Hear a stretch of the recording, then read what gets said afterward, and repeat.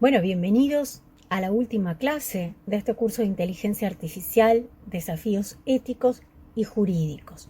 ¿Qué vamos a tratar en la clase de hoy? Bueno, vamos a continuar los aspectos jurídicos que hemos venido analizando, pero esta vez los vamos a enfocar desde el punto de vista de la responsabilidad civil y la responsabilidad penal cuando hay involucrado un sistema de inteligencia artificial. Puntualmente nos vamos a dedicar a analizar la problemática de los autos autónomos y de las armas autónomas. En eso va a consistir la clase de hoy. Y con esto vamos a estar cerrando, vamos a ver una serie de reflexiones finales y con esto vamos a estar cerrando el curso.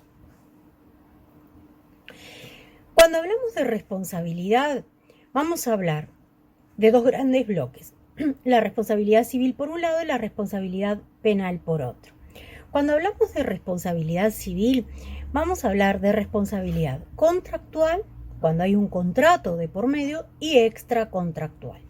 El caso de la responsabilidad contractual, acá se aplicaría a los casos entre los fabricantes y los distribuidores, el usuario final, ¿verdad? En esa relación en que se están contrayendo derechos y obligaciones. Acá vamos a estar aplicando los artículos del Código Civil, el 1431, que está en sede de condición resolutoria, que dice: la condición resolutoria se entiende implícitamente comprendida en todos los contratos bilaterales o sinalagmáticos, para el caso en que una de las partes no cumpla su compromiso.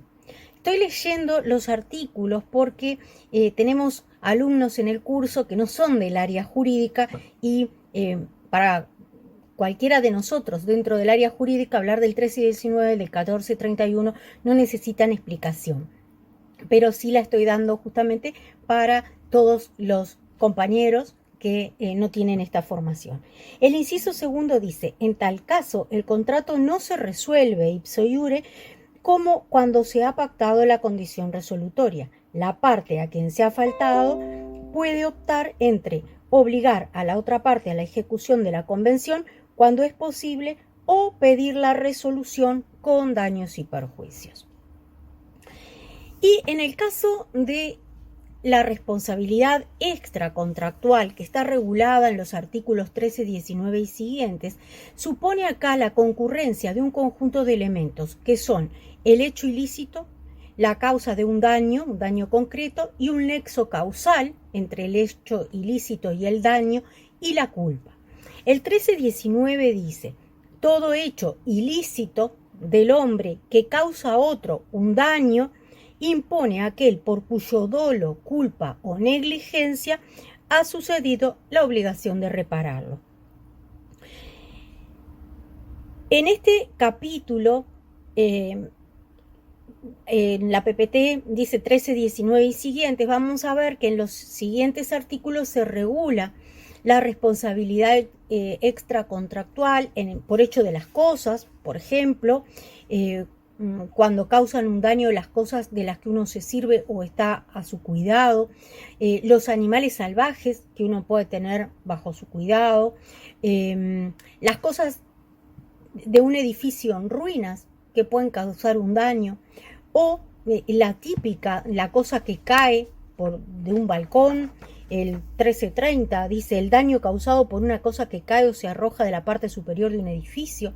O sea que vemos que acá, dentro de la regulación del 1319, podría llegar a entrar estos sistemas de inteligencia artificial si los conceptuamos como una cosa.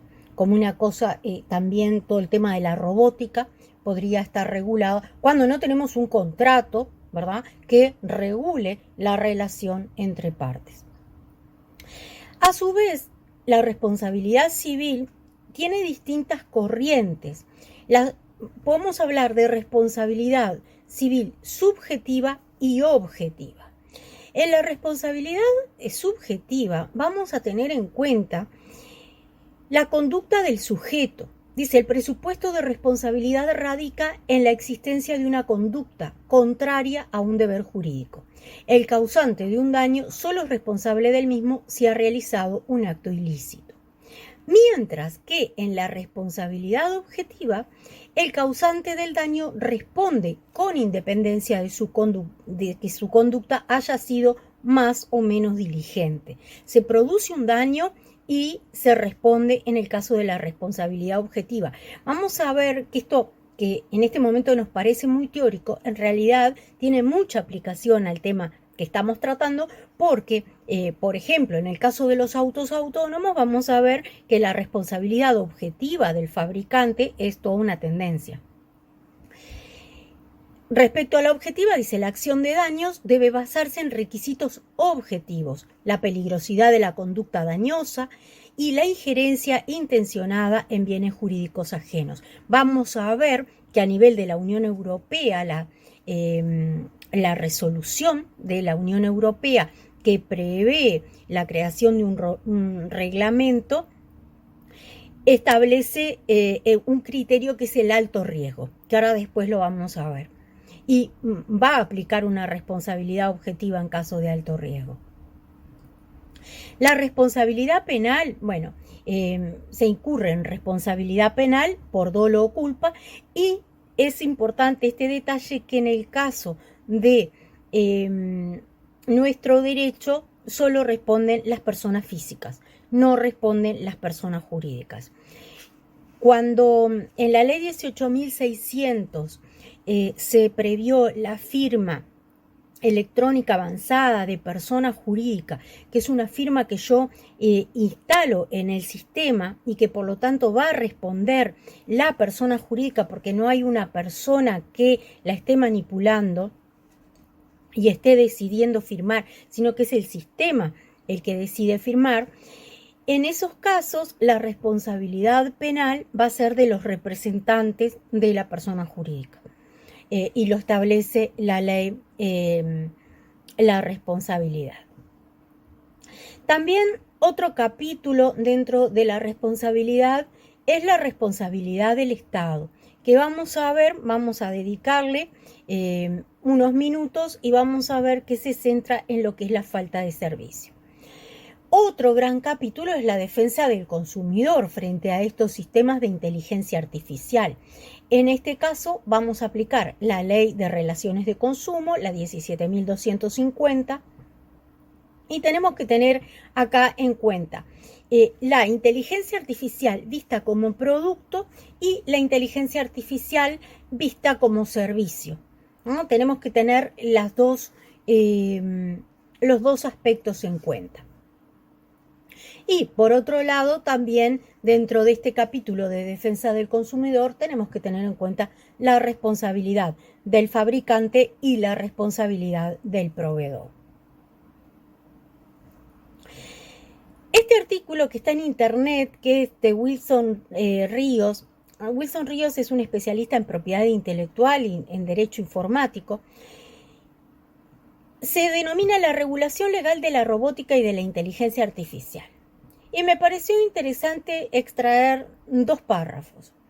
Por un lado dice, responsabilidad civil contractual y extracontractual, que es lo que venimos viendo, responsabilidad por el hecho de un tercero, y acá entraría lo que es la responsabilidad del fabricante, del propietario o del usuario de los sistemas, hasta el ámbito militar y su doble uso, civil y militar. Que vamos a ver que en estas tecnologías el doble uso realmente es un problema. Y acá lo ve como productos, como programas informáticos y tecnologías que pueden utilizarse para contribuir a la proliferación de armas de destrucción masiva y que deberían extenderse a las aplicaciones de la robótica e incluso la posibilidad de que los sistemas operativos de los bots o robots sean hackeados o infectados por virus. Y por otra parte, establece que se destaca en materia de responsabilidad extracontractual la Directiva 83/374 del Consejo de Europa, que es de 1985, que solo cubre daños ocasionados por defectos de fabricación de un robot. Vamos a ver que la normativa europea hace referencia en temas de inteligencia artificial permanentemente a esta directiva, a condición de que el perjudicado pueda demostrar el daño, el defecto del producto y la relación de causa-efecto entre el defecto y el daño. Acá tenemos la responsabilidad objetiva o responsabilidad sin culpa que estábamos hablando antes. Otros aspectos que son neurálgicamente afectados son, entre otros, los relacionados con la propiedad intelectual, que ya los hemos visto, la protección de datos, también lo vimos, garantía sobre el producto defectuoso y protección del consumidor. Con relación a la responsabilidad del Estado, vamos a aplicar dos artículos de la Constitución, el artículo 24 y el artículo 25. El artículo 24 establece que el Estado, los gobiernos departamentales, los entes autónomos, los servicios descentralizados y, en general, todo órgano del Estado serán civilmente responsables del daño causado a terceros en la ejecución de los servicios públicos confiados a su gestión o dirección. Entonces, ante un daño ocasionado por el mal funcionamiento de un algoritmo, el Estado debe reparar y debe resarcir patrimonialmente al afectado. Acá la doctrina y la jurisprudencia han ido por carriles distintos. Vamos a ver que la mayor parte de la doctrina se afilia a una responsabilidad de tipo objetivo, sin necesidad de que exista culpa por parte del Estado, mientras que la jurisprudencia en general se ha manifestado por la responsabilidad subjetiva, sosteniendo que para que haya responsabilidad, el Estado debe haber incurrido en una falta de servicio. ¿Qué implica esta falta de servicio?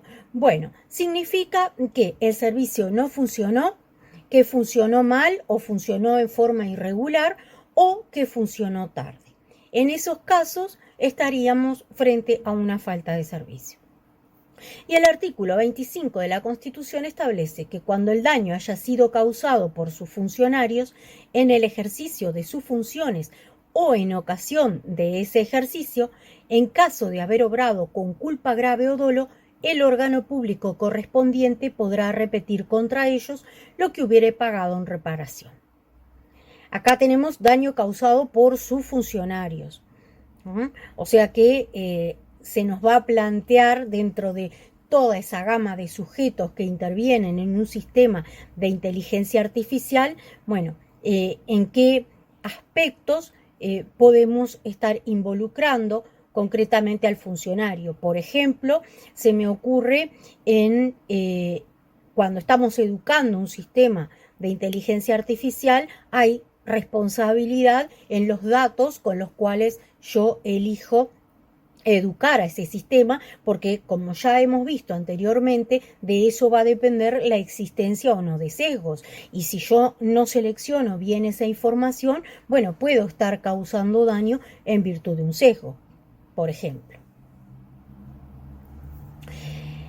Otro caso que puede ser en el ámbito privado, pero también puede ser en el ámbito estatal, es el error del chatbot. Hay todo un auge del marketing conversacional porque evidentemente esto es un sistema eficiente, es interactivo. El usuario no lo tiene que descargar, no le ocupa memoria, no lo tiene que actualizar. Y por el lado de las empresas optimizan tiempo y optimizan dinero. Tiene muchas ventajas, el que dan respuesta 7x24, el hecho de que permite atender o establecer contacto con muchos clientes a la vez. Las consultas se pueden estar sucediendo simultáneamente. Y por otro lado, existe un proceso continuo de realimentación, porque me va a preguntar, ¿le sirvió la respuesta? ¿Qué tan útil fue la respuesta? Y ahí yo incluso, algunos sistemas yo puedo calificar.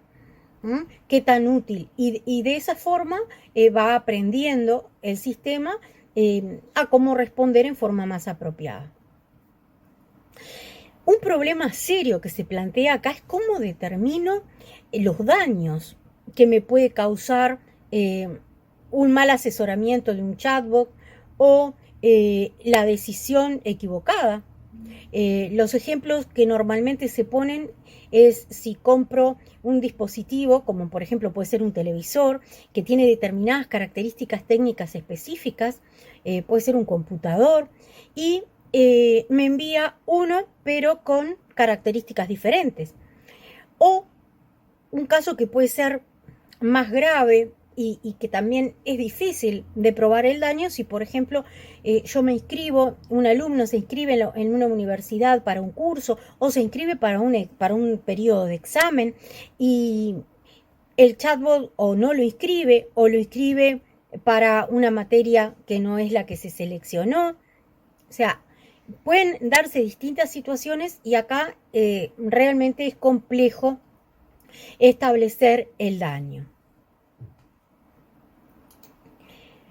La responsabilidad de los buscadores de Internet. Bueno, este no es un tema nuevo para nada porque desde los orígenes en que se empiezan a plantear los problemas de responsabilidad respecto a Internet, una de las estrellas son los buscadores, que dio origen incluso a toda una serie de sentencias.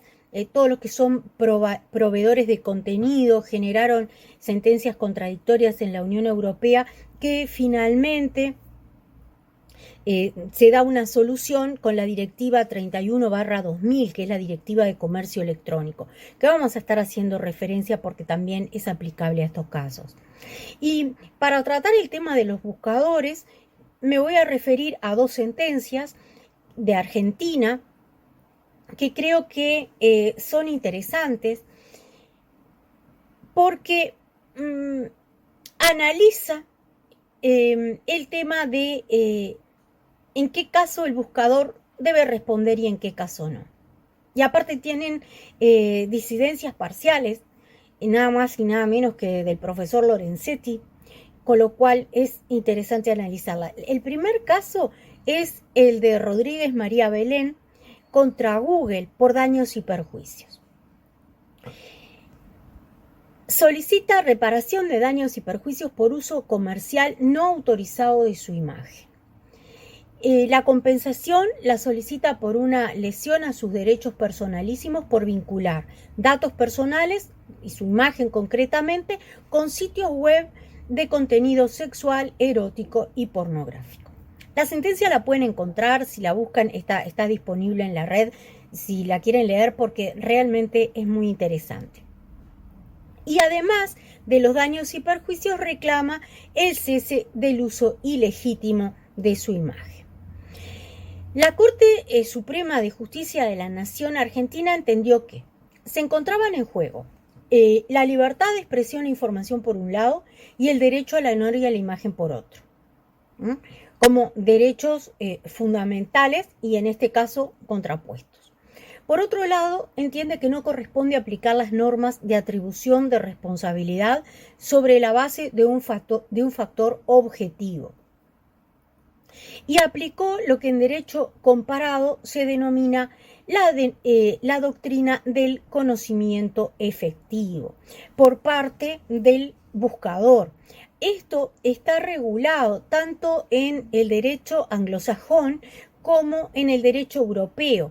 Tenemos la Communication Decency Act y la Digital Millennium Copyright Act en Estados Unidos y la Directiva de Comercio Electrónico en la Unión Europea.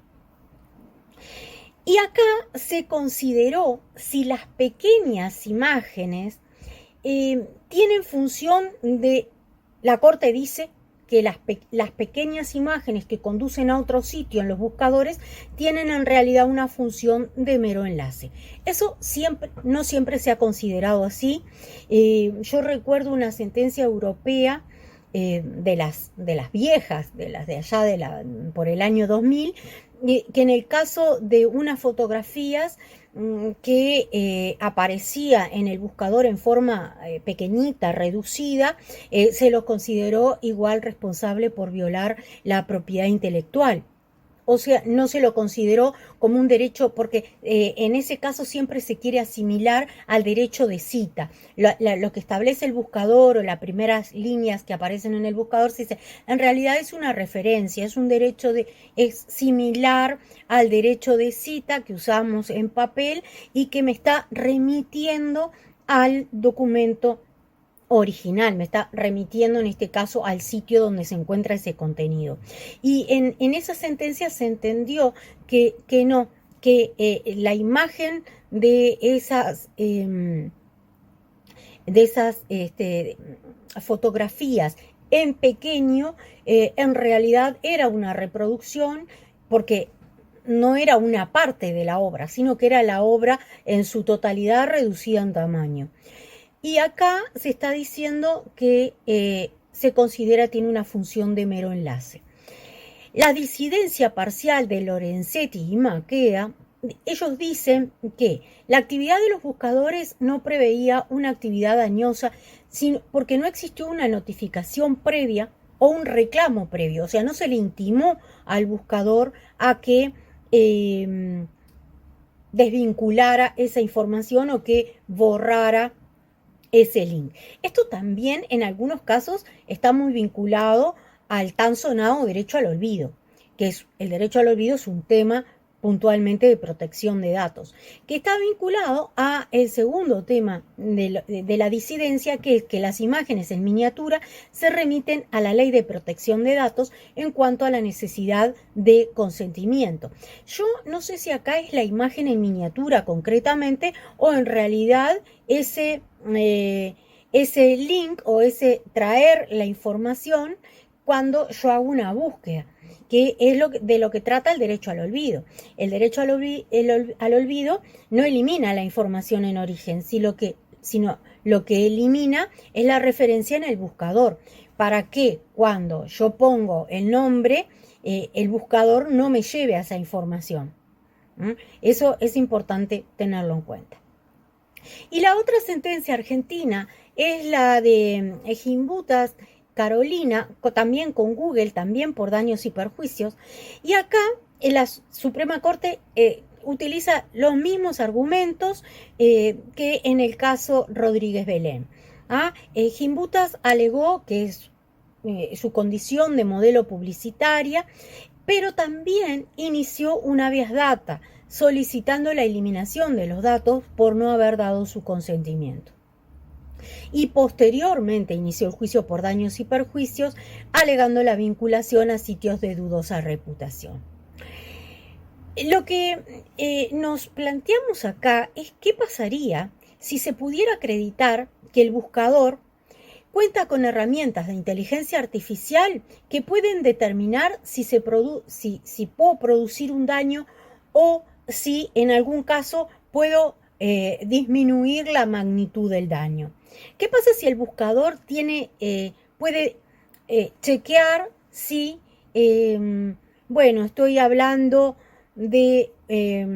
puede ser hablando de un tema en que la publicación realiza una acusación, por ejemplo, o califica a la persona de alguna forma, que, bueno, puede ir contra su honor.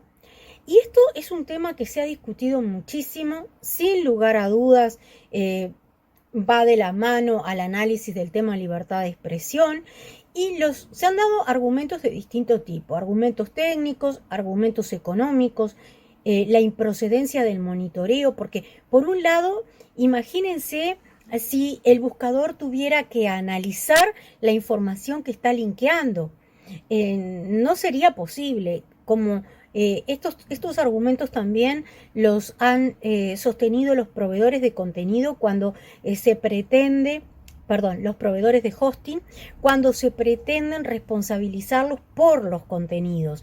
Y en estos casos es imposible, porque se está subiendo segundo a segundo nueva información a la red y por lo tanto estar monitoreando toda esa información sería sumamente costoso y sería imposible el nivel de, desde el punto de vista técnico, el nivel de procesamiento que se requeriría para poder hacerlo. Pero desde el punto de vista jurídico también el tema del monitoreo y el tema de estar decidiendo que determinada información se puede subir o no, podemos caer en distintos casos. No solamente la restricción de la libertad de expresión, sino que podemos caer en casos de competencia desleal, donde yo puedo estar notificando que determinada información me está violando un derecho de propiedad intelectual, por ejemplo. ¿Qué capacidad tiene el proveedor del hosting, en este caso el buscador, para decir si hay una violación a la propiedad intelectual o no lo hay, si hay una violación al derecho al honor o no lo hay? Ven que el tema es muy complejo y la directiva europea en este sentido tomó criterios en cuanto al conocimiento de los proveedores, o en este caso que estamos analizando de los buscadores, qué conocimiento tienen, qué manejo hacen de la información. Si solamente habilitan sus redes y la información transita y no tienen ningún conocimiento, si hay algún tipo de manipulación de la información, y ahí establecen grados en los cuales la responsabilidad opera de diferente forma. Los remito a la directiva 31/2000 porque nosotros no tenemos una normativa que regule la responsabilidad de los prestadores de servicios en Internet y no tenemos una regulación específica para comercio electrónico. Por lo tanto, la normativa europea es una referencia importante a tener en cuenta. Referido a herramientas de inteligencia artificial y comercio electrónico, bueno, tenemos muchas, ya hablamos de los chatbots, la robotización del almacenamiento y la visión computarizada, la búsqueda de reconocimiento de imágenes, que esto también está vinculado a descripción automatizada. Muchas veces cuando yo busco un producto, si yo puedo poner la imagen o la imagen de un producto similar, para el sistema es mucho más fácil encontrarlo que si yo hago una descripción teórica. Por eso este reconocimiento de imágenes puede ser una herramienta muy importante a la hora del comercio electrónico. La detección de fraudes, que también apunta, por ejemplo, a la detección de comentarios falsos o calificaciones falsas por personas inexistentes. Cuando trato de perjudicar a un competidor, por ejemplo. Acá también va a entrar en juego en el tema de la detección de fraudes, todo lo que es el tema de la detección de la fake news, de las noticias falsas. La traducción automatizada, los sistemas de recomendación, el transporte anticipado. Esto me resultó muy curioso, que un sistema de inteligencia artificial puede determinar por adelantado cuándo se va a vender un producto y quién lo va a comprar. Entonces, de esa forma puede estar acercando el producto a la zona, por ejemplo, donde está ese potencial comprador, de forma tal de que la entrega pueda ser mucho más rápida que si, esto no estuviera previsto. Eso me resultó realmente muy novedoso. El marketing eficaz, el combate, decíamos, a la falsificación y a la detección de comentarios falsos. La responsabilidad en la práctica médica, vinculado también a la inteligencia artificial. Al principio recuerdan que nos preguntábamos, ¿los médicos van a seguir siendo necesarios? ¿Hasta qué punto? Si estos sistemas realmente son tan inteligentes y tan eficientes y eficaces a la hora de hacer un diagnóstico o de definir una prescripción de cuál es el mejor tratamiento. Pero nos tenemos que hacer otras preguntas vinculadas a la responsabilidad. Porque ¿hasta dónde puede llegar la inteligencia artificial sin violar principios éticos o sin violar la normativa existente en materia de ética médica, en materia de responsabilidad médica. ¿Cuál es la responsabilidad del médico frente a decisiones de un sistema de inteligencia artificial? Del médico y de la institución de salud. ¿Qué pasa si hay discrepancias entre un sistema de inteligencia artificial y un médico? Y el médico tratante, por ejemplo. ¿Cómo se resolvería? Un gran tema es todo el vinculado a la salud y a la protección de datos personales, sobre todo por los grandes sistemas de Big Data en materia de salud. Piensen que los datos de salud son datos de carácter sensible, son datos que están especialmente regulados en la normativa y por tanto requieren un tratamiento especial. Y hay ya aplicaciones, está la plataforma que procesa de Google, que procesa, analiza y anota datos genómicos y biomédicos a gran escala. Y Google dice que cumple con todas las normas HIPAA. Las normas HIPAA son normas en el ámbito médico que son muy estrictas y regulan todo el tema de seguridad de la información médica y de el uso y el manejo de los datos de salud. Acá tenemos que tener en cuenta que en Estados Unidos la protección de datos no es un derecho humano, sino que es un derecho en el marco de la relación de consumo. O sea que ahí tenemos una diferencia importante, pero de todas formas las normas HIPAA cumplen con los estándares de protección de datos europeo, digamos, en los grandes principios. El UK Biobank trabaja en la prevención de enfermedades graves, hace diagnóstico y tratamiento en base justamente a un banco de datos de salud. Entonces acá también todo lo que tiene que ver con el genoma, ¿verdad? Todo lo que tiene que ver con los datos vinculados al genoma es otra área de la protección de datos que es muy importante proteger y no perder de vista, porque bueno, en la medida que tenemos la información del genoma, se nos abre todo un universo a la hora de manipular, a la hora de, si bien es cierto que se pueden tomar decisiones muy importantes si se tiene esa información, pero no podemos perder el centro que está en el individuo y no en las instituciones, ya sean instituciones públicas en materia de salud o empresas privadas, los laboratorios, por ejemplo. Los seguros serían otras empresas muy interesadas en lo que hace al genoma, a datos del genoma.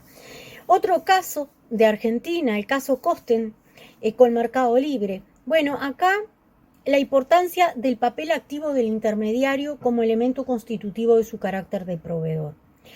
Acá se analiza si el intermediario solo acerca a las partes, pero no interviene en el contrato, en la negociación en sí, o lo que está sucediendo hoy por hoy con estos intermediarios que cada vez desarrollan más funciones. Se dice que los portales de economía colaborativa están en este momento desempeñando un rol activo. Y realmente es así. Que los constituye en proveedores cuando tienen el control de los datos almacenados, cuando el vendedor actúa bajo la dirección de su plataforma y cuando existen otros servicios accesorios, por ejemplo, calificaciones, canales de pago, entrega de producto, entre otras cosas. ¿Cuáles son los riesgos del uso de la inteligencia artificial? Bueno, daños a la privacidad, discriminación en los precios, porque pertenezco a un grupo, porque en función de la cantidad, en función de la calidad del producto, datos del perfil del consumidor, que bueno, que saben que compro determinado producto y por lo tanto me lo pueden ofrecer más caro porque igual lo voy a comprar. o saben que tengo interés en determinada cosa y por lo tanto me la van a estar ofreciendo particularmente.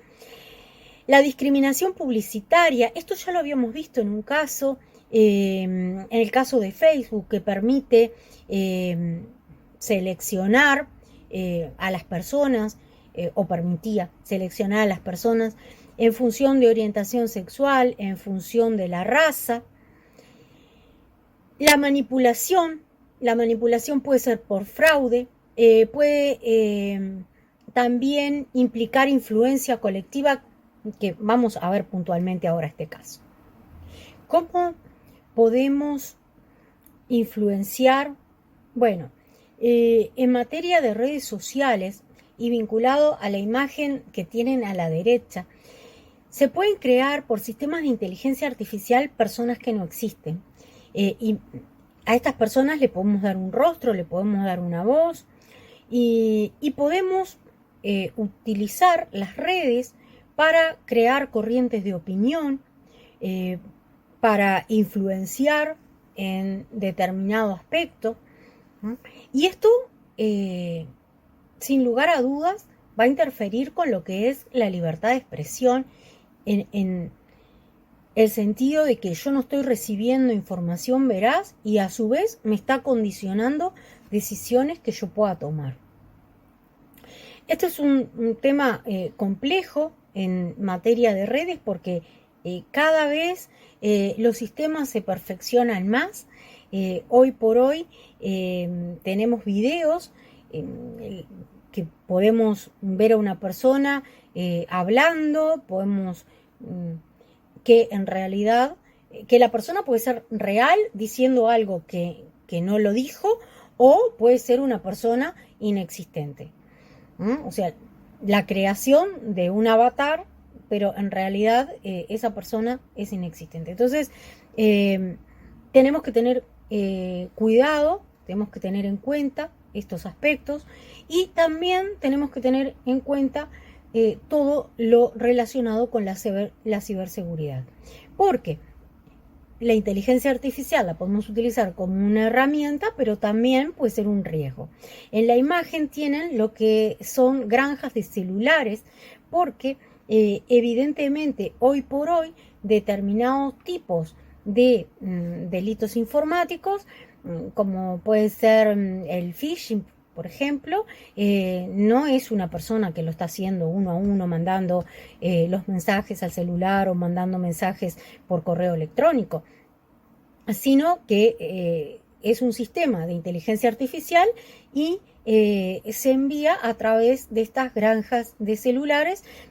Nos damos cuenta a veces porque, por ejemplo, cuando la traducción no está bien hecha, entonces en ese caso es muy fácil detectarlo. Y bueno, hay otros que están mucho más elaborados y es mucho más difícil la detección. Quiero entrar ahora en el análisis de la resolución de responsabilidad civil en materia de inteligencia artificial.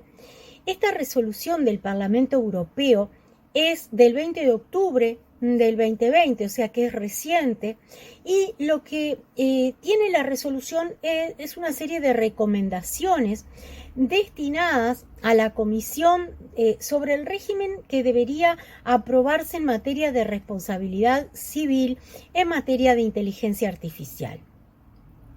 La resolución establece que la complejidad en materia de responsabilidad civil de inteligencia artificial está dada por los problemas de opacidad, que bueno, que ya los hemos visto, la cantidad de sujetos que intervienen y la interconexión de los sistemas de inteligencia artificial con otros sistemas, sean o no de inteligencia artificial. ¿Se acuerdan que esto lo vimos? Era una de las ventajas de la inteligencia artificial, el poder conectarse. En los autos autónomos, por ejemplo, los problemas se plantean cuando tenemos conductores humanos y coches autónomos, porque si tuviéramos solo coches autónomos que estuvieran conectados entre sí y con la infraestructura, bueno, seguramente funcionaría prácticamente en forma perfecta. porque bueno, el coche autónomo puede estar conectado con los semáforos, puede estar conectado con el coche con el cual puede tener una colisión. Yo no me puedo comunicar con el otro conductor para saber qué decisión va a tomar en una determinada circunstancia. Y el caso de los sistemas, bueno, esta interconexión genera, así como muchas ventajas, también problemas a la hora de determinar responsabilidades. Algunos cambios normativos de adecuación solucionarían los problemas en materia de responsabilidad civil, dice el Parlamento. Y realmente es así. Vamos a ver que esta es una recomendación. No hay que cambiar el régimen de la responsabilidad civil. La responsabilidad civil funciona como está, pero sí necesita adecuación para determinados tipos de sistemas. Sin lugar a dudas, lo vamos a ver ahora después, vamos a necesitar una normativa que regule determinados aspectos vinculados a los autos autónomos. Y así con determinados sistemas. Va a ser importante ver la particularidad, así como el Código Civil en su momento reguló las cosas que caían de un edificio, las fincas ruinosas, los animales que podían ser feroces, los animales peligrosos, o sea, reguló en forma especial lo que en su época podía causar un daño. Bueno, ahora vamos a tener que tener en cuenta las particularidades de distintos sistemas de inteligencia artificial. Van a ver que la resolución, el documento comienza con la resolución y luego va a lo que sería el reglamento. El reglamento tiene una serie de considerandos. Ustedes saben que toda la normativa europea tiene muchos considerandos y que aportan muchísimo. 24 considerandos tiene, aportan muchísimo a la hora de entender qué es lo que se va a estar regulando. Y en el capítulo primero, concretamente, el artículo primero establece que el presente reglamento establece normas en relación con las demandas por responsabilidad civil de las personas físicas o jurídicas contra los operadores de sistemas de inteligencia artificial. Y el artículo segundo da una serie de el tercero. El segundo refiere al ámbito de aplicación dentro de la Unión Europea. Y el tercero da una serie de definiciones. Define sistema de inteligencia artificial, que bueno, ya hemos hablado de que es un sistema de inteligencia artificial, pero define la característica de autónomo y dice, todo sistema de inteligencia artificial que funciona interpretando determinados datos de entrada y utilizando un conjunto de instrucciones predeterminadas, sin limitarse a ellas, a pesar de que el comportamiento del sistema esté limitado y orientado a cumplir el objetivo que le haya sido asignado, y otras decisiones pertinentes de diseños tomadas por su desarrollador.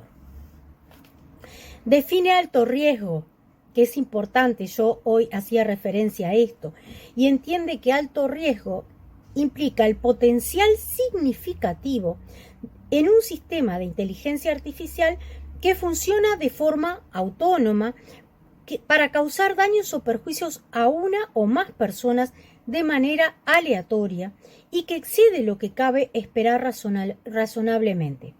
La magnitud del potencial depende de la relación entre la gravedad del posible daño o perjuicio, el grado de autonomía de la toma de decisiones, la probabilidad de que el riesgo se materialice y el modo y el contexto en que se utiliza el sistema de inteligencia artificial.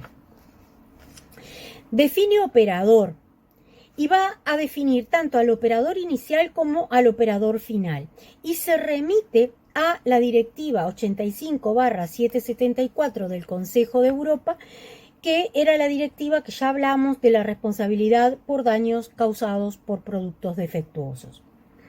El operador final es toda persona física o jurídica que ejerce un grado de control sobre un riesgo asociado a la operación y al funcionamiento del sistema de inteligencia artificial y que se beneficia de su funcionamiento. Y el inicial, el operador inicial, es toda persona, también física o jurídica, que define de forma continuada las características de la tecnología y proporciona datos y un servicio de apoyo final de base esencial y por tanto ejerce también un grado de control sobre un riesgo asociado a la operación y al funcionamiento del sistema de inteligencia artificial. Define control y dice que control es toda acción de un operador que influya en el funcionamiento de un sistema de IA y por consiguiente la medida en que el operador expone a terceros a los potenciales riesgos asociados a la operación y al funcionamiento del sistema. Y continúa dando más detalles acerca de qué aspectos incluyen control. Define a la persona afectada, el daño o perjuicio, que dice que es el impacto adverso que afecta a la vida, la salud, la integridad física de una persona, los bienes de una persona física o jurídica, o bien que produce daños morales significativos que resultan de una pérdida económica probable. Y define al productor y se remite a la definición de la Directiva de responsabilidad por daños por productos defectuosos. El artículo 4 regula la responsabilidad objetiva de los sistemas de inteligencia artificial de alto riesgo. Y se establece que el reglamento debe tener un anexo donde se van a enumerar todos los sistemas de inteligencia artificial de alto riesgo y los sectores críticos en los que se utiliza. El artículo 5, le estoy haciendo un mapeo general de los aspectos que me han parecido que son más relevantes. El artículo 5 refiere al importe de la indemnización y esto me ha llamado la atención porque establece un importe máximo de 2 millones de euros en caso de fallecimiento de daños causados a la salud e integridad física. Estamos hablando siempre de sistemas de inteligencia artificial de alto riesgo. Y en este caso establece en el literal B que hasta un importe máximo de 1 millón de euros en caso de daños morales significativos. Pero en el numeral segundo establece, uno lo dice así y puede parecer, o por lo menos para nosotros pueden parecer cifras importantes, pero sin embargo en el numeral segundo dice que cuando la indemnización combinada que debe abonarse a varias personas que sufran daños o perjuicios causados por el mismo funcionamiento de un mismo sistema de IA de alto riesgo supere los importes totales máximos previstos en el apartado 1, los importes que deban abonarse a cada persona se reducirán proporcionalmente de forma que la indemnización combinada no supere los importes máximos establecidos en el apartado 1. Imagínense que un sistema de inteligencia artificial de alto riesgo puede afectar a muchísimas personas, con lo cual, si pensamos en 3 millones de euros en daños por fallecimiento y daños morales, en realidad puede llegar a ser cifras menores.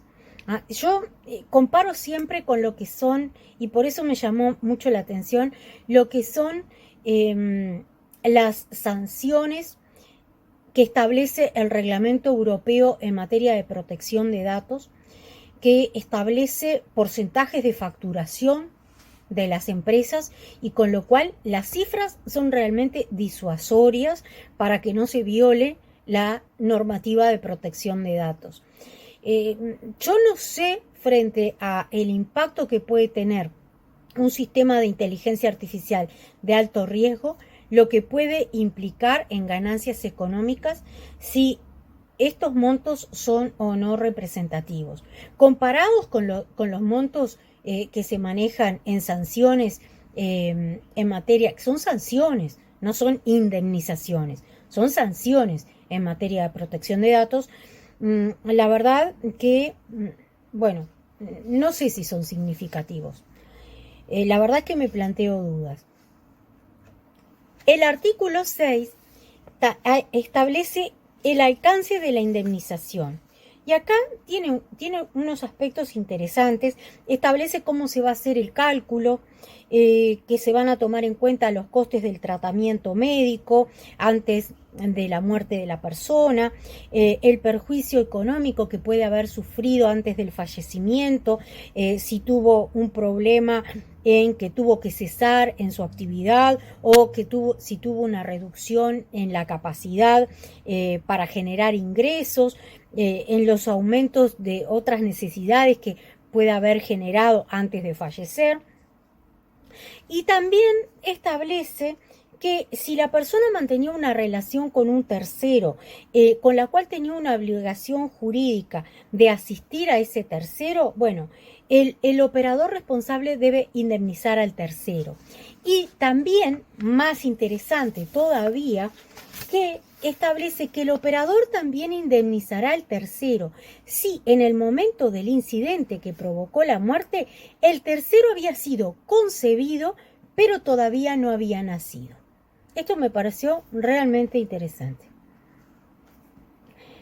Bueno, el numeral segundo establece que se incluirá el reembolso de los gastos del tratamiento médico, el pago del perjuicio económico, o la reducción o el cese definitivo de su capacidad de generar ingresos. El artículo 7 establece el plazo de prescripción, 10 años en unos casos, 30 años en otros. La responsabilidad subjetiva para otros sistemas de inteligencia artificial, porque ven que en este caso estamos hablando de responsabilidad objetiva para los sistemas de inteligencia artificial de alto riesgo. Y el artículo 9 establece disposiciones nacionales, remite a las disposiciones nacionales sobre indemnización y sobre los plazos de prescripción. En el capítulo cuarto, que refiere a la imputación de responsabilidad civil, hace referencia a la negligencia concurrente, la responsabilidad solidaria y la indemnización por la vía de regreso. El artículo 10 regula la negligencia concurrente. Y en este caso se establece que si, además de la responsabilidad de los procesos gobernados por sistemas de IA o por la actuación de una persona afectada o de una persona de la que la persona afectada sea responsable, el alcance de la responsabilidad civil del operador con arreglo al presente reglamento se reducirá en consecuencia. Y el operador no va a ser responsable si la persona afectada o la persona de la que ésta es responsable es la única a la cual se le puede achacar el daño o perjuicio causado. Y en el numeral segundo establece que un operador considerado responsable podrá utilizar los datos generados por el sistema para demostrar la negligencia concurrente. Esto me pareció realmente interesante. El artículo 11 regula la responsabilidad solidaria en los casos en que haya más de un operador del sistema de inteligencia artificial. Y el 12 establece la indemnización por la vía de regreso y establece varias circunstancias. En el numeral primero, establece que el operador no está facultado para ejercitar una acción en la vía de regreso a menos que a la persona afectada se le haya abonado la totalidad de la indemnización a la que esa persona tenga derecho a recibir en virtud del presente reglamento.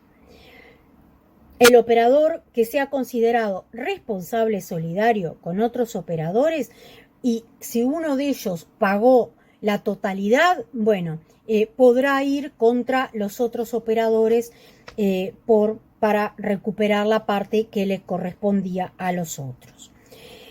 En el numeral tercero establece que en el caso de que el operador de un sistema de IA defectuoso indemnice íntegramente a la persona afectada por daño, podrá ejercitar una acción de resarcimiento frente al productor del sistema de inteligencia artificial defectuoso de conformidad a la Directiva 85/374, que era la Directiva de Responsabilidad por Productos Defectuosos.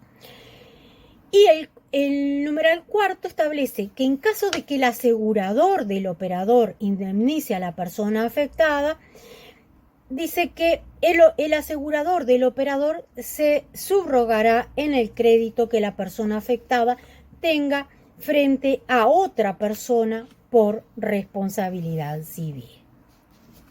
Ven que es interesante la resolución, los remito a su lectura, porque, soluciona algunos de los aspectos que nos estábamos planteando respecto a la responsabilidad civil de los sistemas de inteligencia artificial.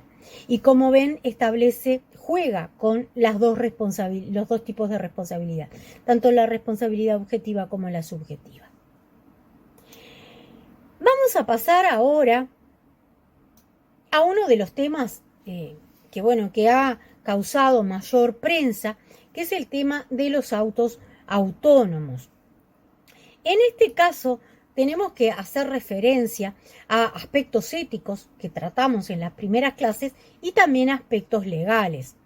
Porque, como habíamos visto con relación a los aspectos éticos, esas decisiones que teníamos que tomar en cuanto a la funcionalidad que iba a tener el software, a las decisiones que iba a tomar el software cuando tenía autonomía en la conducción del coche.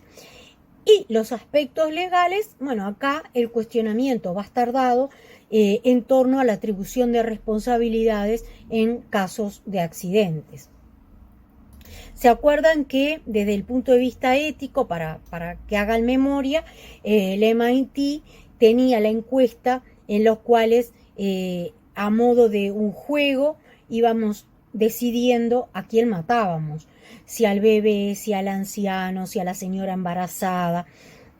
Espero que hayan podido revisar este sistema y las conclusiones a las que se llegan, que realmente son interesantes, porque las decisiones éticas decíamos que tenían una connotación sociocultural y por tanto iba a depender de la sociedad en la cual iba a funcionar ese coche autónomo. Ahí iba a tener que estar programado, iba a tener que tener características diferentes. Si bien es cierto que hoy con los coches comunes los distintos países exigen, por ejemplo, distintas características a nivel de niveles de seguridad.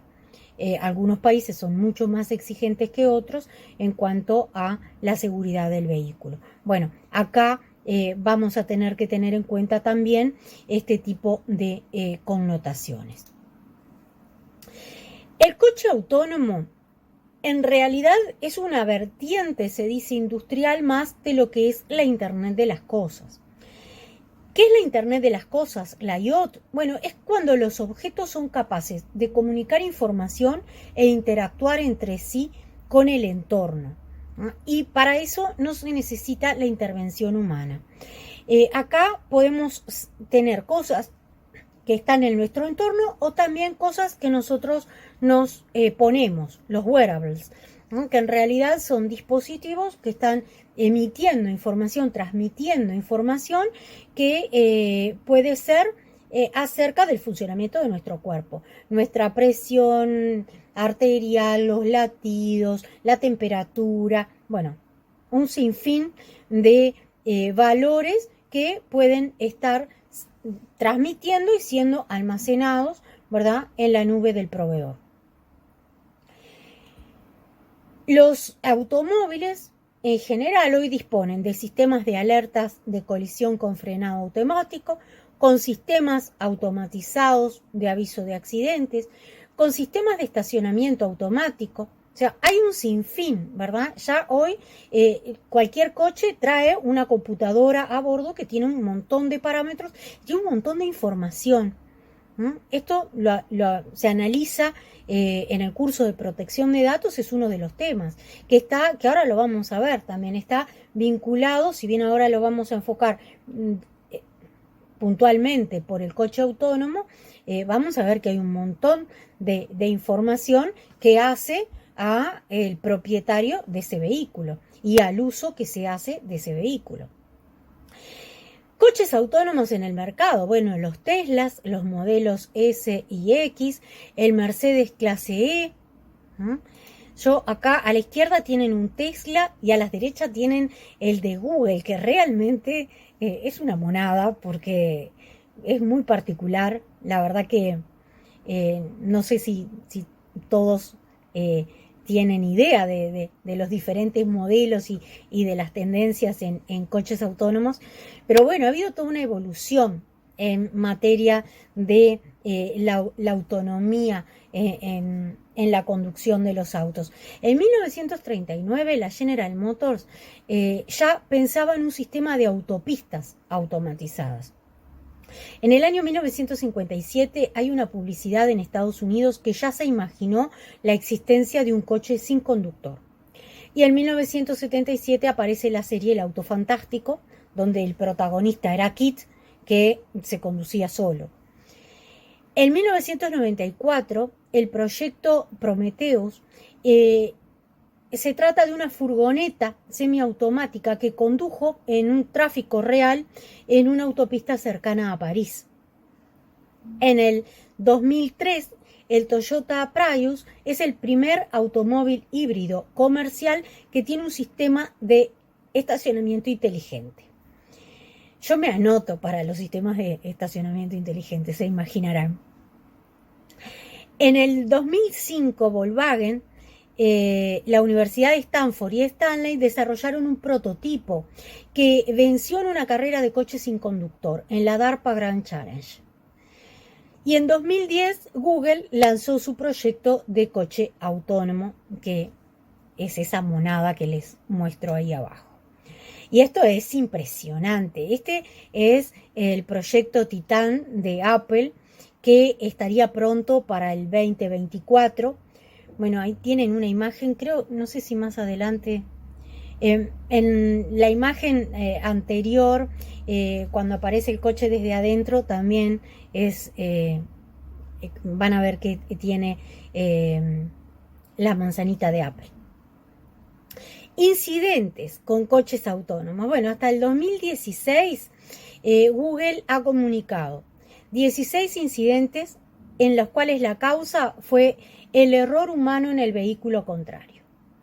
272 fallos de funcionamiento y 13 casos en el que el conductor debió intervenir para solucionar la situación. Tenemos que tener en cuenta que esta tecnología está disponible. Los coches autónomos ya existen, no estamos hablando de futurología. Son necesarias modificaciones legislativas y ampliar el periodo de prueba. En Uruguay ya ingresaron 2 coches autónomos. Por supuesto que no hay disposiciones que regulen el funcionamiento, por lo tanto siempre tiene que estar la persona atrás del volante. Al igual que las armas inteligentes, podemos entender que son tecnologías de doble uso y por lo tanto tenemos que tener en cuenta este aspecto.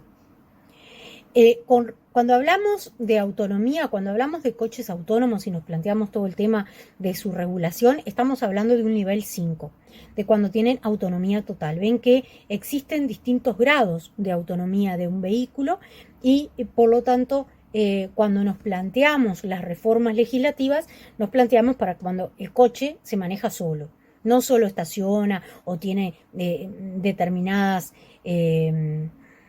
posibilidades, sino que es cuando tiene total autonomía.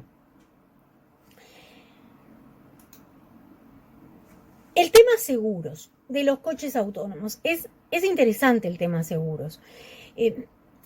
Se habla de que sería importante que estos automóviles tengan una especie de caja negra, como tienen los aviones, porque se dice, en realidad el automóvil autónomo es una caja negra, sí caja negra. ¿Por qué? Y porque se acuerdan que hablábamos de la caja negra de los sistemas de inteligencia artificial.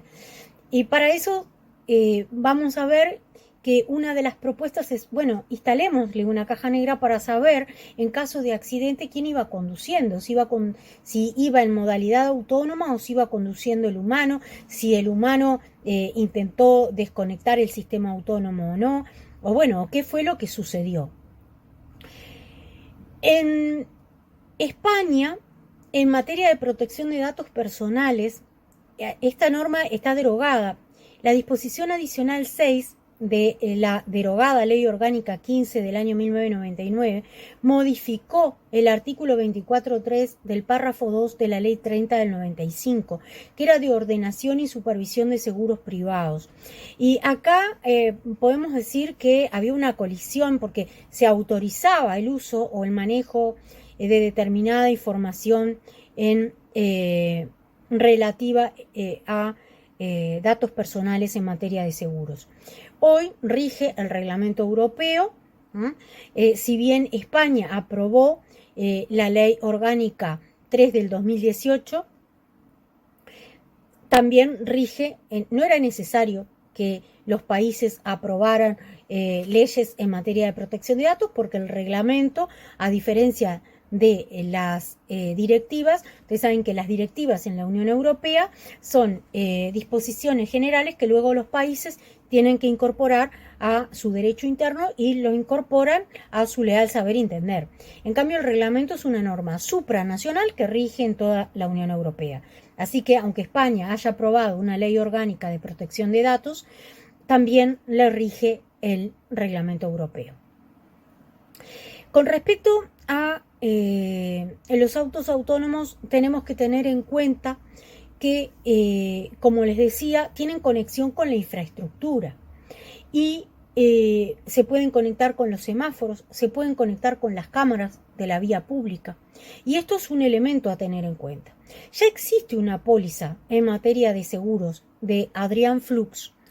Esta póliza, que cubre tanto conducción manual como los modos de conducción automática, establece que el software, si yo recibo una notificación de actualización del software del coche, tengo 24 horas para realizar esa actualización para que el seguro me cubra. Por otro lado, cubre fallos de software, de telecomunicaciones y en caso de que el automóvil pueda ser hackeado. Tiene buenos precios y esto es razonable, ¿no? Tiene buenos precios en lo que hace a la conducción automática, porque si estimamos que el 90% de los accidentes es por errores humanos, bueno, tiene lógica que estas pólizas sean más económicas.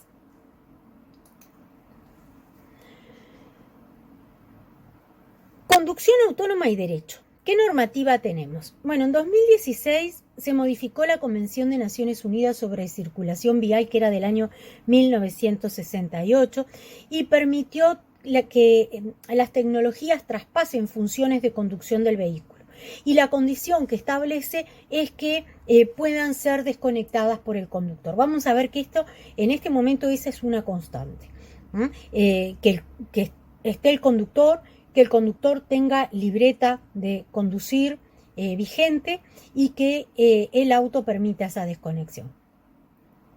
También algunos estados de Estados Unidos tienen regulado y permiten que se experimente con vehículos autónomos en carretera abierta y también, como les decía, que el conductor pueda asumir la conducción en caso de un problema. California exige la presencia al volante y el conductor con licencia. Japón es un caso curioso, porque en Japón se conduce por la izquierda, por lo tanto es una experiencia diferente de estos coches autónomos en cuanto a la experiencia de conducción por la izquierda. En España, la Dirección General de Tráfico autorizó condiciones similares a las que se establecieron en Estados Unidos y en el año 2016 se hizo un recorrido totalmente en modo automático entre Vigo y Madrid de un Citroën, de un C4. O sea que ya hay una experiencia de modo autónomo en carretera. Sugerencias. Bueno, reportar incidentes de seguridad a un organismo público para crear un banco de datos de experiencia en materia de conducción autónoma. Yo esto lo veo poco viable. Y el problema de que esto sea poco viable son los derechos de propiedad intelectual o propiedad industrial en materia de los coches autónomos. Así como la Coca-Cola no entrega la fórmula, es difícil que las compañías entreguen o hagan disponible la tecnología, los algoritmos que han definido para que exista, porque si yo tengo que decir en qué falló, tengo que establecer cuál fue el problema y cómo lo voy a solucionar, ¿verdad? Entonces, esta sugerencia me parece realmente poco viable. Otra sugerencia es analizar la responsabilidad civil en otros medios de transporte autónomo, porque esto, digamos, ya existe. El piloto automático en los aviones ya funciona, el metro automático de París también, y el sector ferroviario es un sector interesante para analizar. ¿Por qué? Porque acá también la responsabilidad es compleja. Tenemos al operador del tren, al estado de las vías y al funcionamiento de las vías, el fabricante del tren, o sea, tenemos una serie de actores que complejizan en materia de responsabilidad. Y hay países que ya han optado por un sistema de responsabilidad objetiva en materia del sector ferroviario. Otras sugerencias, cambios legislativos consagrando la responsabilidad objetiva del fabricante, quien podría repetir contra los proveedores en el caso de que se le imputara responsabilidad ya sea contractual o extracontractual y que esté vinculado al origen del fallo. Y la garantía de responsabilidad civil por fallo del vehículo también es otro tema a analizar, porque hoy por hoy la garantía normalmente es o por 2 años o por 100.000 kilómetros. Tendríamos que analizar otros criterios en caso de los autos autónomos. A nivel de normativa internacional, la Convención de Viena del 8 de noviembre de 1968 fue modificada para habilitar la conducción total o parcial automatizada. También la comunicación de la Comisión Europea del 20 de julio del 2010 que refiere hacia, considerando 389 final, refiere hacia un espacio europeo de seguridad vial 2011-2020 y refiere a los sistemas de intercambio de datos por interacción entre vehículos. Tiene el sistema de vehículo to vehículo, en realidad debería ser car to car, pero no sé por qué, bueno, en España lo utilizan así. Y de estos con las infraestructuras, el vehículo con la infraestructura. También tenemos que tener en cuenta la declaración de Ámsterdam sobre cooperación en el campo de la conducción automatizada y conectada. Acá esta declaración es del Consejo de Ministros de la Unión del 14 de abril del año 2016. Y finalmente tenemos que ver los temas de responsabilidad penal. El modelo Tesla S produjo el fallecimiento de una persona el 7 de mayo del 2016. Fue del conductor del auto. Señor no intentó tomar el control del vehículo, estaba subiendo videos a YouTube sobre la conducción autónoma del vehículo y al auto le fallaron los sensores y chocó contra un camión que tenía una caja blanca. La persona no reaccionó y por lo tanto, bueno, ven cómo quedó el coche y se produjo el fallecimiento de la persona y se detectó que no hubo ningún tipo de signo de que se intentara frenar o se intentara tomar el control. El prototipo de Uber del 2018 también fallece una persona, en este caso fue un peatón que cruzó en un lugar que no estaba habilitado para el cruce, era de noche, había baja visibilidad y por tanto también fallaron los sensores, el auto no detectó a una mujer que falleció una vez llevada al hospital. El documento de las memorias de la Fiscalía General del Estado en España del 2016 y el 2017 son interesantes relativas a aspectos vinculados a responsabilidad penal. Acá es donde se aconseja la instalación de cajas negras en los coches autónomos y acá surgen dos problemas, que es el vinculado a quién podría acceder y cuándo por el tema de posibles violaciones a la protección de datos personales y también temas de seguridad, de ciberseguridad. Se establece que no podría atribuirse al conductor por la falta de dominio del hecho en materia penal cuando el auto va en sistema autónomo. También establece evaluar la posibilidad de la responsabilidad de la persona jurídica en materia penal. Dijimos que en nuestro país, concretamente, solo responden penalmente las personas físicas, por eso también esta recomendación. Y también refiere al desplazamiento de la responsabilidad civil del conductor al fabricante y hace referencia a la responsabilidad objetiva. Como ven, este es un tema que tenemos que trabajar en nuestro país sin lugar a dudas. Ya hay experiencias en materia de derecho comparado, con lo cual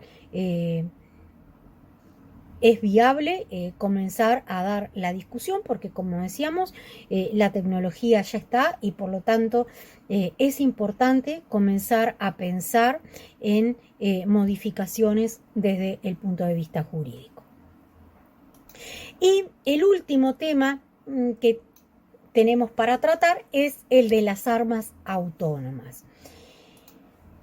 Un arma autónoma es un sistema que tiene habilidades algorítmicas cognitivas que permiten seleccionar y eliminar un objetivo humano sin intervención de ninguna persona, sin intervención del ser humano. Abajo en la diapositiva tienen una imagen de lo que es el Phalanx y tienen el modelo. Pueden buscar con esos datos en internet porque hay videos de cómo funciona y es realmente interesante verlo. Tenemos que tener en cuenta que Estados Unidos, Rusia, China, Francia ya han invertido miles de millones en el desarrollo de autonomía en el uso de fuerza militar y por supuesto que están financiando sistemas de inteligencia artificial para el manejo de las armas. Las armas autónomas representan la tercera revolución del sistema bélico y tenemos múltiples ejemplos: los drones, los misiles de crucero, los bombarderos más avanzados, los tanques y aviones convencionales que ya están equipados con sensores, con cámaras, con radares que permiten la utilización de control remoto. Por lo tanto, solo falta equiparlos con sistemas de inteligencia artificial para que tengan una absoluta autonomía. Estas armas pueden seleccionar objetivos y hago hincapié en esto porque, bueno, vamos a ver que esto constituye un problema. Disparan sin intervención humana, dijimos. ¿Cuáles son los aspectos positivos de que se comiencen a utilizar armas autónomas? Bueno, obviamente el menor uso de soldados humanos, por lo tanto, una disminución en la muerte de soldados. Por otro lado, son más eficaces en la batalla. Esto sin lugar a dudas. Pero por el lado negativo, los sesgos, sin lugar a dudas, siempre vieron que los sesgos que hicimos tanto hincapié al inicio de entender bien cómo funcionaban, van a estar presentes. Y El uso indiscriminado de la fuerza también. Hay antecedentes de armas, no como hoy podemos concebir un arma autónoma con un sistema de inteligencia artificial, pero sí las minas terrestres, las municiones en racimo, las armas nucleares, y fueron prohibidas por tratados humanitarios. Entonces, vemos que acá tenemos un antecedente que no es menor. Este es un caso de mini drones autónomos con explosivos. Yo les recomiendo que vean este video porque es impresionante. El señor tiene el mini dron en la palma de la mano. Vean la foto. Tienen los datos para poder acceder al video. Esto, fíjense que estaba funcionando en el año 2017. No es tan reciente. Y el avión, lo que está saliendo del avión son miles de mini drones. Es impresionante esa imagen, realmente.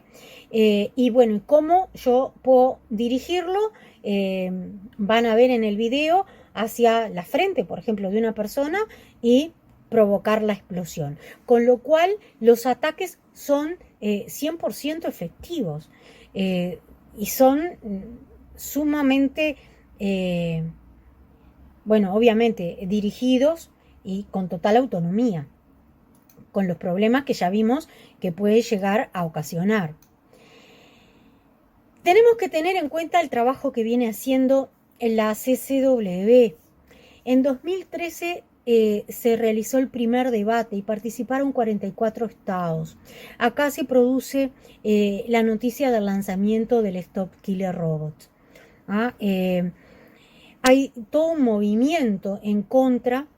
Así como hay opiniones a favor, también hay un movimiento en contra de la utilización de las armas autónomas. En 2015, cuando se celebra la Conferencia de Inteligencia Artificial en Buenos Aires, se plantean toda una serie de preocupaciones desde el punto de vista ético y se hace una carta abierta como resultado, digamos, de esta conferencia. En 2016 se crea el grupo de expertos gubernamentales en materia de armamento autónomo. Y en 2019, en la última reunión, se analizan aspectos diplomáticos a la hora de, bueno, ponernos de acuerdo en el ámbito internacional acerca de la utilización de este tipo de armas. La conferencia es importante porque se está construyendo un marco regulador de referencia sobre el impacto de estos sistemas de armas autónomas a través de una reglamentación internacional. Y acá tenemos que tener en cuenta criterios éticos y jurídicos acerca de las armas. Vieron que la ética va a estar siempre presente en temas de inteligencia artificial. En la última reunión, 22 estados de 86 estuvieron a favor de prohibir las armas autónomas. El resto está a favor de valorizar la reducción en costos humanos que implica la utilización de las armas. En 2013 es que, ya habíamos visto, se crea esta campaña anti-armas autónomas organizada por una coalición de 112 ONGs y 56 países e impulsada por grupos de expertos. Esta iniciativa se consolidó en el año pasado, en 2020, con un informe con la respuesta de 97 países sobre la prohibición de las armas autónomas. Ven cómo la cantidad de países va aumentando en manifestarse en contra del uso de las armas autónomas, con el acuerdo de que mantener un control humano significativo sobre el uso de la fuerza es un imperativo ético, una necesidad legal y una obligación moral. Vamos a ver qué implica este control humano significativo. Y acá tenemos que tener en cuenta qué regula el derecho internacional humanitario, porque sobre armas autónomas, que no hay en realidad una regulación específica sobre los sistemas de inteligencia artificial y las armas autónomas. Sin embargo, los estados tienen la obligación de determinar si el empleo de un arma estaría prohibido por el derecho internacional en determinadas situaciones o en determinadas circunstancias. Las normas de derecho internacional humanitario que rige la conducción de hostilidades, en particular las normas de distinción y proporcionalidad, se aplican para la totalidad de armamentos nuevos y desarrollos tecnológicos en los cuales están incluidos los sistemas de armas autónomas. Esas revisiones jurídicas tienen una importancia crucial en el desarrollo de nuevas tecnologías de armamentos. El derecho internacional humanitario es muy importante. Vamos a ver sobre todo en el impacto que tiene en los daños que se puede ocasionar a civiles, ¿verdad? Que ahí está uno de los grandes problemas.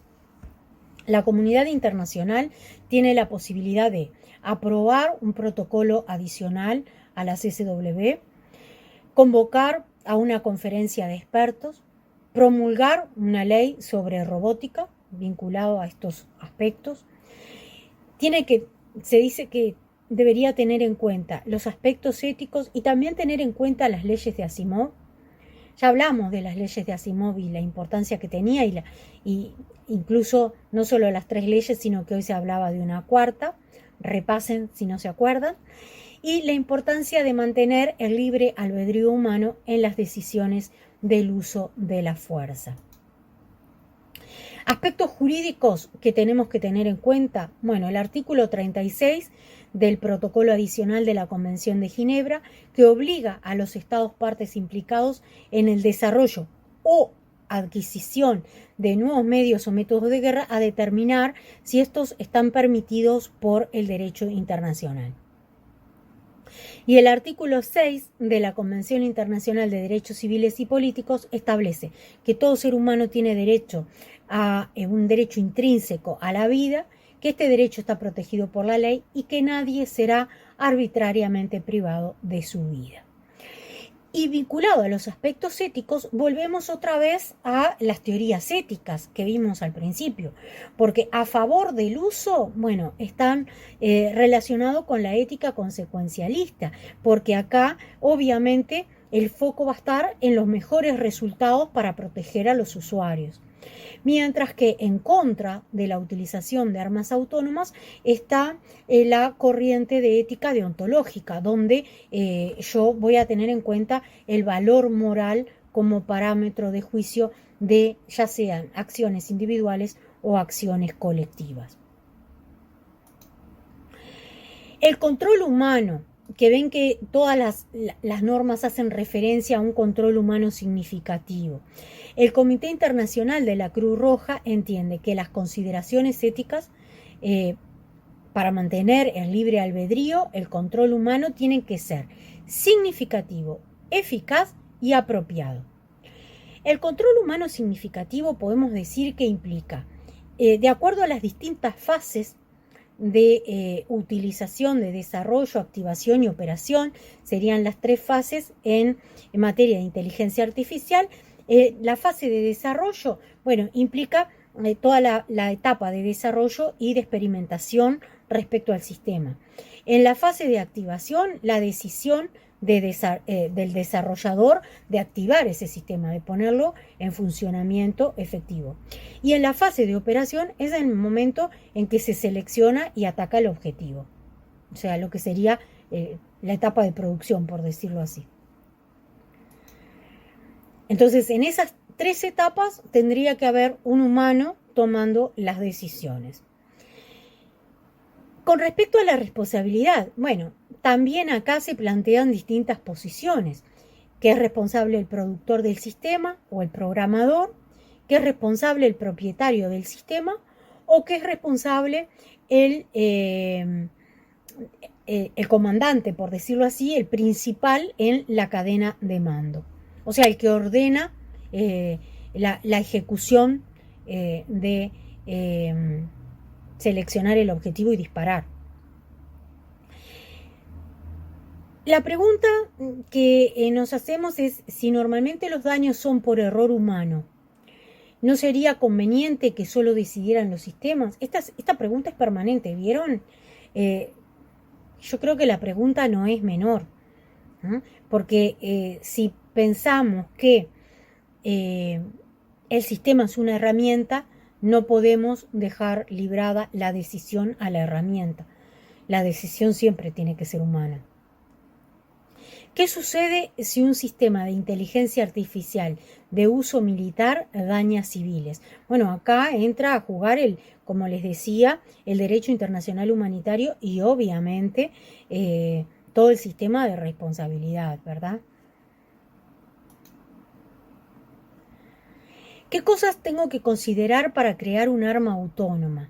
Bueno, acá obviamente el tema que las armas cumplan con toda la normativa internacional. Uno de los puntos es cómo estas armas podrían discriminar entre un civil y un soldado, ¿verdad? Eso es uno de los puntos. El otro aspecto a tener en cuenta es la norma de proporcionalidad. Esto establece que el número de víctimas civiles que incidentalmente podría provocar un ataque contra un objetivo militar no debe ser excesivo en relación con la ventaja militar concreta y directa prevista. O sea, es daños a civiles versus, digamos, la eficacia del ataque desde el punto de vista militar. Un sistema de armas autónomas deberá operar de modo que permita tomar las precauciones necesarias en el ataque a fin de reducir al mínimo el número de víctimas civiles.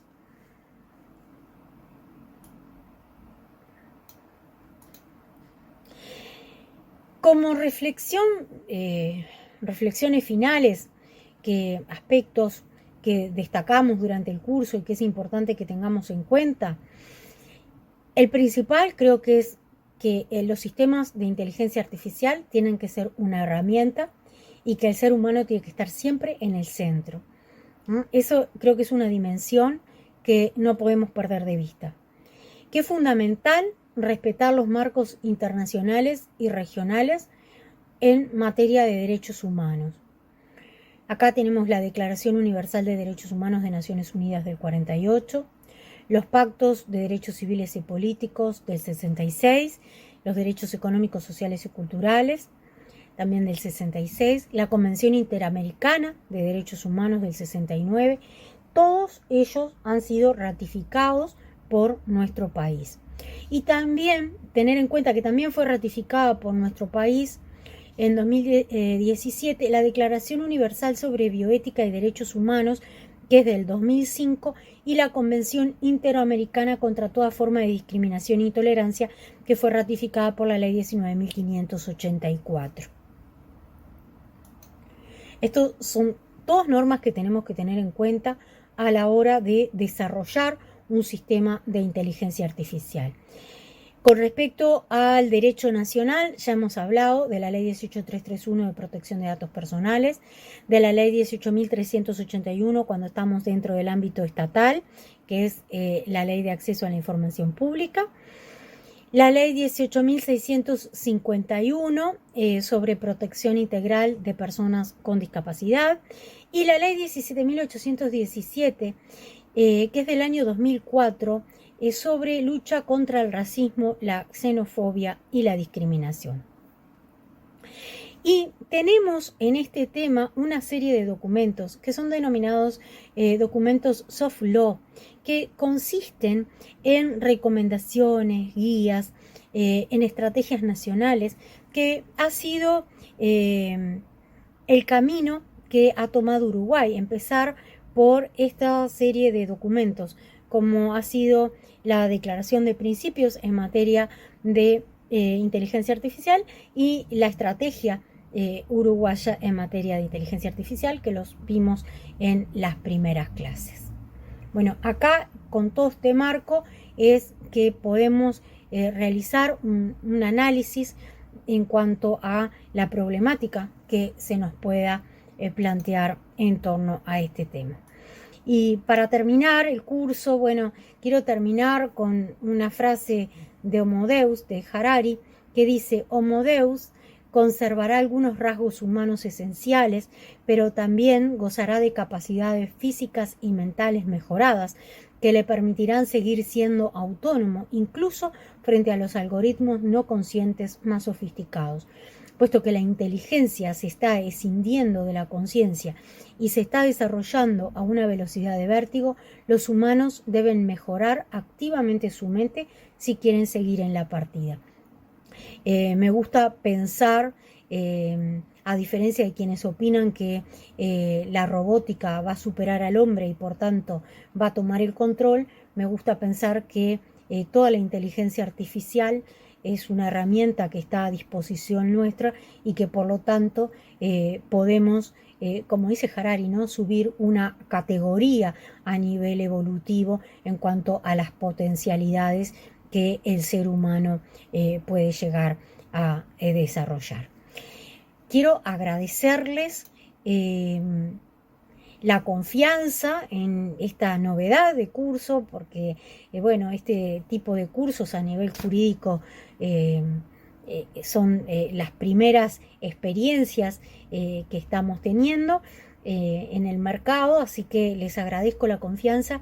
Espero que haya colmado sus expectativas, espero que sea un disparador para seguir investigando este tema que, como bueno, resulta del curso, tenemos todavía muchas preguntas por contestarnos y muchos aspectos por regular y ver cuál es la normativa más apropiada para resolver esta problemática, estos desafíos que nos plantean las nuevas tecnologías. Muchas gracias y estoy a las órdenes. Me pueden contactar por correo electrónico por cualquier duda que pueda surgirles.